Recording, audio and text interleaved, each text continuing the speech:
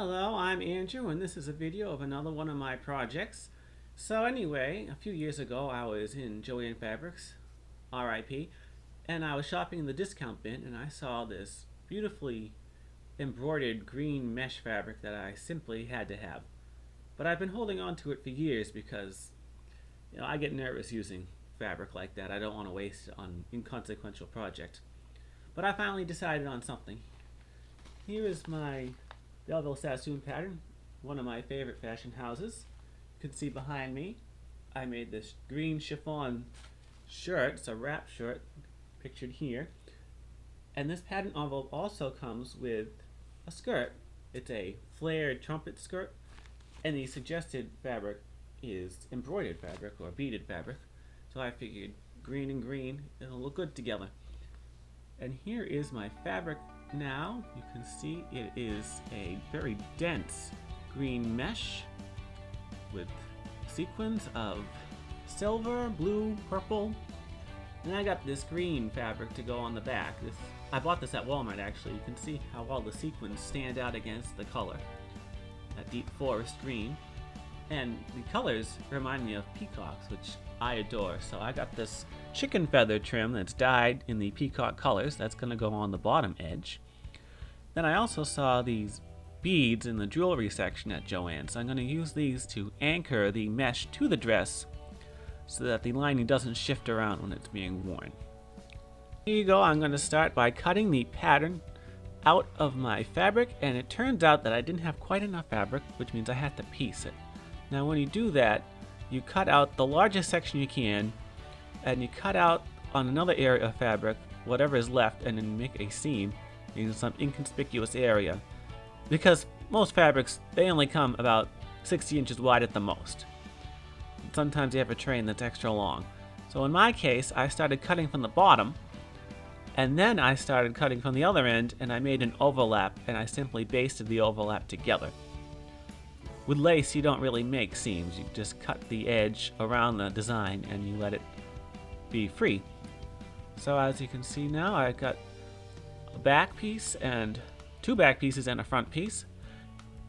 And then to secure my edges, I decided to make a seam binding. Now, it's usually suggested that you remove the sequins or beads from the seam allowance so you can use a machine. But I decided I didn't want to interrupt the delicate mesh, and I made this binding out of the skirt fabric. They sell binding already made. This is going to be a double fold binding, which means I'm going to cut strips on the diagonal on the bias.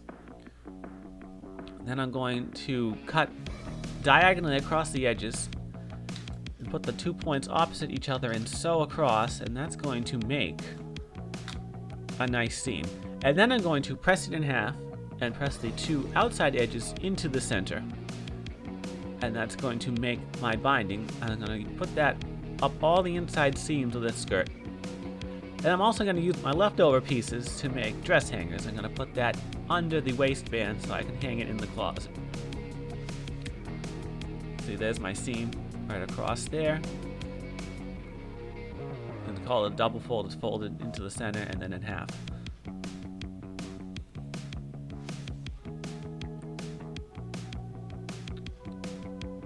So I encase the raw edges in that binding, keep it together.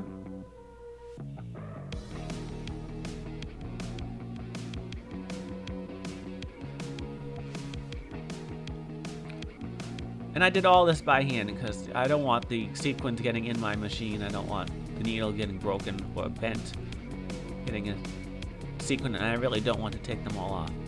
So once I had the skirt lining done as well as the outside, I simply attach them together at the top edge, and then I make my waistband. Now my waistband, I had a backing as well as a lining. So I sandwiched the skirt fabric in between the two lining fabrics, and then I, of course, understitched on the outside. And now I'm going to pin the waistband all the way around the upper edge of the dress, like so. Now you see I've folded the opening edges in the back in preparation for my zipper. In this case, I'm going to attach one side of the zipper first and then the other side.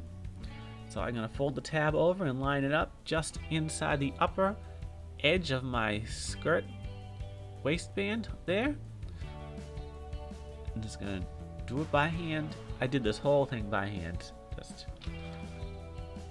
you know, it's so easy for the mesh. This particular kind of mesh will get tangled in the machine. I'm certain of it. So I just did it all by hand. It's not all that difficult, just some back stitching, mostly straight stitches, no crazy curves or seams. And now here's the end of my zipper. I'm going to anchor the end in there, and then I'm going to fold the seam on my waistband. I folded about a ½ inch right there. I secured it with basting stitches. You can steam it if you want or iron it flat, but I think it stays better if you just throw in some quick hand stitches. Then I'm going to fold the seam. I'm going to make sure that the seam where the skirt meets the waistband is folded up, so I can cover it with the waistband like that. It's going to overlap about 1/8 of an inch. And then I'm going to just sew along the inside lining to the skirt waistband. I'm going to put it in the fold there and into the inner layer of fabric. And then I'm going to turn it to the outside and do what's called stitching in the ditch. That's where you put the needle in between the two fabrics where they connect, right like in there. So it's going to be extra secure. And now I'm hanging the dress because, as you can see, the inside is going to hang below the actual fabric because it's so much silkier on the inside. And you can see when I hold it out, tack the inside edges to the outside, it's going to shorten it up and make it look how it's supposed to look. So do that. Of course, I'm going to hang it. Whenever you cut something on the bias, you should hang it because it's going to have a natural stretch. And then now that it's been hung, I'm going to try and put the beads on while it's hanging. I'm going to match the seams,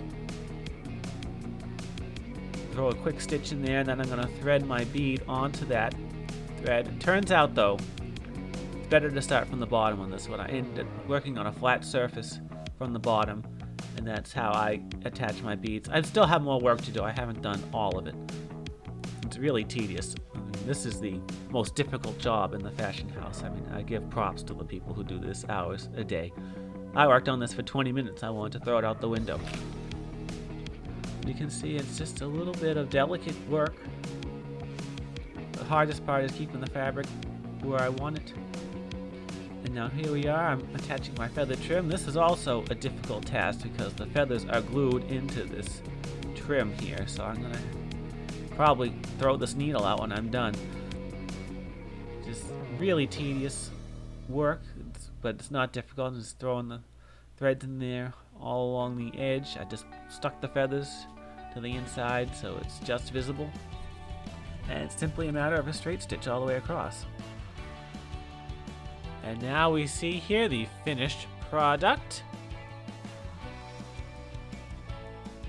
Now it tapers in at the knee and then flares back out, so there's no need for any slits or vents in the back. It's high up in the front and the feathers just barely touch the ground in the back. So it's easy to move about.